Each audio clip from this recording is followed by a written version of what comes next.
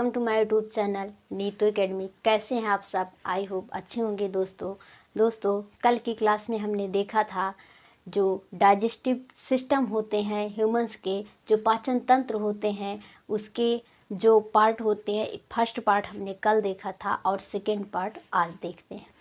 इसमें आपने देख लिया था कि ये जो स्टोमक होते हैं, स्टोमक में इसका जो पाचन हो चुका रहता है, यानी प्रोटीन का पाचन स्टार्ट हो जाता है। और उसके बाद जो आमाशय हैं, आमाशय की जो नीचे तरफ एक होते हैं लीफ लाइक स्ट्रक्चर पाए जाते हैं, जिसको हम क्या कहते हैं? पैनक्रियाज कहते हैं। पैनक्रियाज को क्या कहते हैं? अग्न्याशय कहते हैं। और उसके बाद यहाँ पर ये जो होते हैं पैनक्रियाज, पैनक्रियाज से ही क्या होता है? पूर्ण रूप से एंजाइम निकलते हैं। और ये पूर्ण रूप से एंजाइम कैसे निकलते हैं? ये जो छोटी आंत होती है, स्मॉल इंटेस्टाइन, स्मॉल इंटेस्टाइन क्या करता है? इसमें से दो हार्मोन्स निकलते हैं। और भोजन कहाँ पर पहुँच चुका है? पाइलोरिक में। पाइलोरिक से भोजन किस में जाएगा? स्मॉल इंटेस्टाइन, छोटी आंत में जाएगा। और छोटी आंत में जब भोजन जाएगा तो इसमें दो प्रकार के हार्मोन्स निकलते हैं। और जो ये हार्मोन्स होते हैं, जो स्मॉल इंटेस्टाइन्स होती है, स्मॉल इंटेस्टाइन्स जो होती है इसकी लेंथ लार्ज होती है। जो लार्ज इंटेस्टाइन होती है इसकी लेंथ क्या होती है? छोटी होती है। तो इसकी जो स्मॉल इंटेस्टाइन होती है 6 मीटर होती है, और जो लार्ज इंटेस्टाइन होती है इसकी लेंथ जो होती है 2.5 मीटर होती है। तो स्मॉल इंटेस्टाइन्स क्या होते हैं? दो प्रकार के हार्मोन्स निकलते हैं। ये जो दो हार्मोन्स होते हैं, एक होता है सेक्रेटिन और एक होता है किलोसिस्टोकाइनिन। किलोसिस्टोकाइनिन, ये किलोसिस्टो जो काइनिन होते हैं ये किसको एक्साइटेड करते हैं? बाइल जूस को। यहाँ पर क्या रहते हैं? Gall bladder.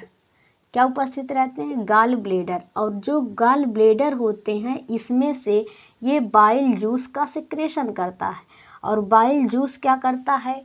इसको जो भोजन यहाँ पर अभी तक आमाशय में क्या था? अम्लीय माध्यम था, क्योंकि यहाँ पर HCl उपस्थित हैं। और उसके बाद जो स्मॉल इंटेस्टाइन्स होते हैं ये भोजन को तब तक नहीं लेते जब तक कि भोजन क्षारीय माध्यम में ना हो जाए। इसीलिए स्मॉल इंटेस्टाइन से हार्मोन्स निकलते हैं किलोसिस्टोकाइनिन, जो बाइल जूस को एक्साइटेड करता है और वो भोजन को क्या कर देता है? क्षारीय कर देता है। और भोजन को क्षारीय कर देता है तो इंटेस्टाइन भोजन को एब्जॉर्ब करने लगता है। और ये जो दूसरा हार्मोन्स निकलता है सेक्रेटिन, ये सेक्रेटिन जो हार्मोन्स होते हैं पैनक्रियाज, ये पैनक्रियाज को एक्साइटेड करेंगे। ये पैनक्रियाज को एक्साइटेड जब करेंगे तो यहाँ से 3 प्रकार के एंजाइम्स निकलेंगे। एक होता है लाइपेज, और एक होता है एमाइलेज, एक होता है ट्रिप्सिन। लाइपेज क्या करता है? यहाँ से जो फैट्स होते हैं उसका डाइजेशन करता है। और फैट्स का डाइजेशन कौन करता है? बाइल जूस भी करता है। फैट्स का डाइजेशन जब बाइल जूस करते हैं तो उसी को हम क्या कहते हैं? इमल्सिफिकेशन कहते हैं। इमल्सिफिकेशन कहा जाता है जब बाइल जूस क्या करता है? डाइजेशन करता है। और उसके बाद यहाँ पर हम ये देखेंगे जो एमाइलेज होते हैं, एमाइलेज क्या करता है? कार्बोहाइड्रेट का पाचन करता है। और ट्रिप्सिन जो होते हैं ये प्रोटीन का पाचन। प्रोटीन का पाचन कहाँ से शुरू हुए थे? आमाशय से। और यहाँ पर प्रोटीन जो है किस में चेंज हो जाएंगे? पेप्टोन्स में। और ये पेप्टोन्स को किस में बदलेगा? पेप्टोन्स को पेप्टाइड में चेंज कर देता है। कौन चेंज करता है? ट्रिप्सिन। अब यहाँ तक भोजन कहाँ पर हो चुका है? ये पेप्टोन्स किस में चेंज करता है? ये अग्नाशय करता है। पैनक्रियाज, पैनक्रियाज में 3 प्रकार के एंजाइम्स निकलते हैं, lipase, amylase, trypsin. Lipase fats का डाइजेशन करता है और लिपिड्स का। एमाइलेज जो होते हैं कार्बोहाइड्रेट्स का पाचन करते हैं। ट्रिप्सिन जो होता है ये पेप्टोन्स को पेप्टाइड में कन्वर्ट कर देते हैं। यहाँ पर ये देखना है कि जो स्मॉल इंटेस्टाइन्स होते हैं ये 3 प्रकार के होते हैं। एक होता है डिओडिनम, यहाँ से तो क्या निकलते हैं, हार्मोन्स निकलते हैं। जो सेकंड होता है इसको हम कहते हैं जेजनम, और जो थर्ड पार्ट होता है उसको हम कहते हैं इलियम। इलियम से जो होते हैं एक एंजाइम निकलता है जो प्रोटीन का डाइजेशन करता है, इसको हम कहते हैं इरेप्सिन। क्या होते हैं, इरेप्सिन। ये इरेप्सिन जो होते हैं पेप्टाइड को किस में चेंज कर देते हैं, एमिनो एसिड में चेंज कर देते हैं। फिर उसके बाद भोजन किस में जाता है, लार्ज इंटेस्टाइन्स में जाते हैं। इसमें हम देखने वाले हैं बड़ी आंत। बड़ी आंत में ये देखेंगे कि ये इसके कितने क्या होते हैं, पार्ट होते हैं। तो बड़ी आंत को हम क्या कहते हैं, कोलन भी कहते हैं। ये क्या है, कोलन। और कोलन जो होते हैं जो एक गोले के आकार के होते हैं इसको हम कहते हैं कोलन। यहाँ से इसमें जाएगा तो इसको हम क्या कहते हैं, अपेंडिक्स। अपेंडिक्स जो होता है एक अवशेषी अंग होते हैं। अपेंडिक्स जो होते हैं अवशेषी अंग होते हैं, जो ये क्या होते हैं, एनिमल्स यानी जानवरों में पाए जाते हैं। अपेंडिक्स जैसे पहले हम लोग क्या कहते थे, घास फूस खाते थे तो उसका ये पाचन करते थे। जैसे जो कोलन होते हैं जब ये ऊपर की तरफ ये एसेंडिंग आर्डर में है तो इसको हम क्या कहते हैं कि ये कोलन 3 पार्ट होते हैं, एसेंडिंग, ट्रांसवर्स, डिसेंडिंग। और उसके बाद ये जो नीचे का पार्ट होता है इसको हम कहते हैं रेक्टम।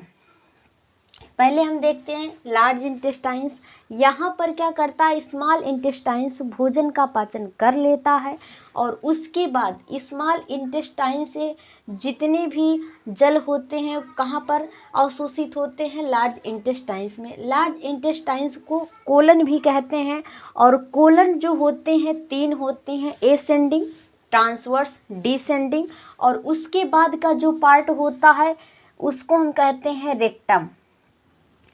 और रेक्टम में ही क्या होते हैं, जो भोजन अवशोषित यानी कि जल के माध्यम से अवशोषित होते हैं ये किस में चले जाते हैं, उसमें रेक्टम पार्ट में चले जाते हैं। और जिसके द्वारा जो वेस्ट मटेरियल्स होते हैं बाहर निकलते हैं उसको हम कहते हैं एनस।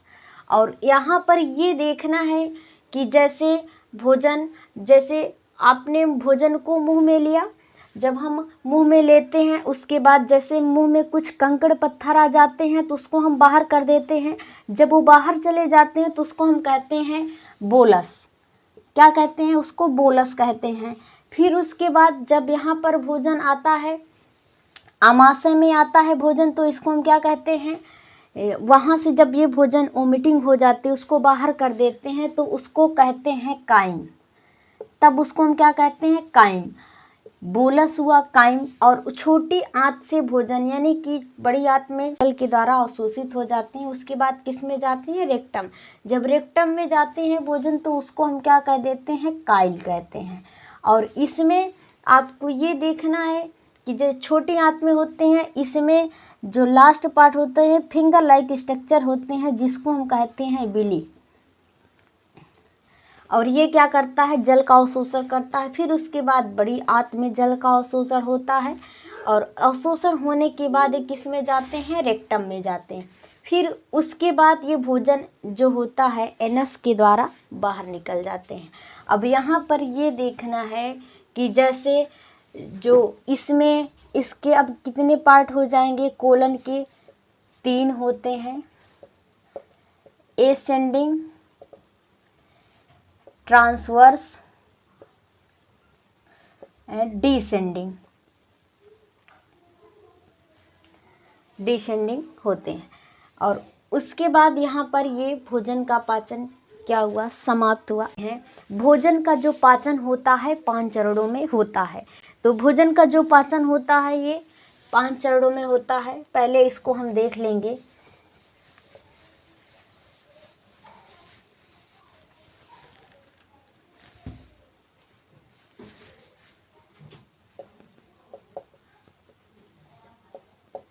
डाइजेशन के कितने होते हैं, 5 स्टेप होते हैं। पहला जो होता है जिसको हम कहते हैं इंजेशन कहते हैं, इंजेशन। जब हम हाथों के द्वारा भोजन को अपने मुंह में निगलते हैं तो उसको इंजेशन कहते हैं। दूसरा जो पार्ट होता है उसको हम क्या कहते हैं, डाइजेशन। जब उसको हम अपने मुंह में, जैसे कहते नहीं भोजन को चबाना होता है, जब भोजन को चबाते हैं तो उसका पाचन शुरू हो जाता है, तो डाइजेशन उसको कहते हैं। और ये कहाँ तक होता रहता है, छोटी आंत तक। ये डाइजेशन कहाँ तक होता है, छोटी आंत तक होता है। फिर जो तीसरा होता है उसको एब्जॉर्प्शन कहते हैं, एब्जॉर्ब करते हैं। जब डाइजेशन होने के बाद, पाचन होने के बाद ये जो होते हैं, यहाँ पर बड़ी आंत भोजन को क्या करता है, एब्जॉर्ब करता है, इसीलिए इसको क्या कहते हैं, एब्जॉर्प्शन कहते हैं। फिर आता है एसिमिलेशन। एसिमिलेशन यानी कि भोजन का जब पाचन हो जाता है तो एनर्जी मिलती है, यानी कि एनर्जी के रूप में जो प्रदान होता है उसको एसिमिलेशन कहते हैं, जो एनर्जी प्रदान करता है। और 5वां स्टेप होता है, इसको हम क्या कहते हैं, 5वां स्टेप होता है डेफिक्शन भी कहते हैं, जो बाहर निकल जाता है तो उसको हम क्या कह देते हैं, डेफिक्शन। उपस्थित रहते हैं वेस्ट मटेरियल, येलो कलर के होते हैं, उसको वो किसके कारण होता है, एक पदार्थ होता है बिलीरुबिन, बिलीरुबिन, जिसके द्वारा जो लैट्रिन का कलर होता है येलोइश होता है, इसको कहते हैं बिलीरुबिन। करना, थैंक यू।